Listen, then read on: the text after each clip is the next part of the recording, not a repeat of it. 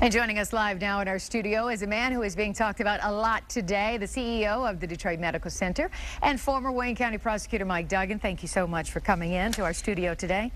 So you officially filed paperwork to become possibly the mayor of Detroit. So why are you the man for the job?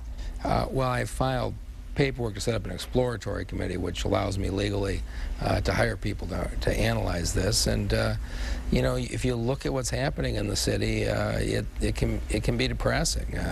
You know, we had 32 murders the first 2 weeks of September, which is a rate of violence that's unbelievable. And we had a solution to the streetlights, and it broke down in Lansing. We had a solution to Belle Isle, and it broke down in the city council. We're 3 months into the consent agreement, and there's another $40 million deficit. And so I just looked at the way things were going and thought maybe I could do something to help. Now, so tell me this, when you watch Mayor Dave Bing and the Detroit City Council, I mean, they came together with so much promise, and now there's so much infighting and so much bickering, especially with Council President Charles Pugh and the mayor. I mean, how would you handle that situation in the city of Detroit? Well, it's about building coalitions, and it's not just the mayor and the council, but you got issues with the county, you got issues with the state, you got issues between the mayor and the Detroit legislators, and all of these things are stopping Detroit's progress. But you know, at the Detroit Medical Center, we depend heavily on the state legislature for our support. We have lots of poor people in our hospitals. And when the Democrats lost the governorship in both houses and went over to the Republicans, we were equally successful because we went and sat down and built relationships based on the merits of our arguments. And I feel like I can continue to put those kinds of coalitions together.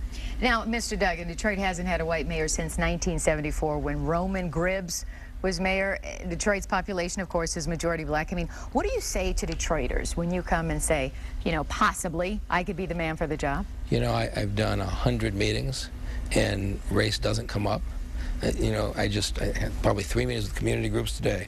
They want to know why we can't do something about the abandoned house in their block, why their street light's not on, why the police don't show up.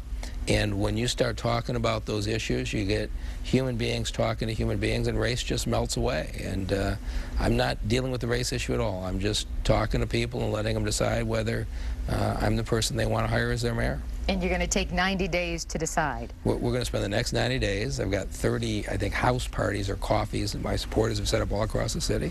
And I'm going to sit and talk to people in their living rooms and see how it goes. But right now, things look very good. All right, we'll wait to hear from you in 90 days. Thank you so much for coming into our studio.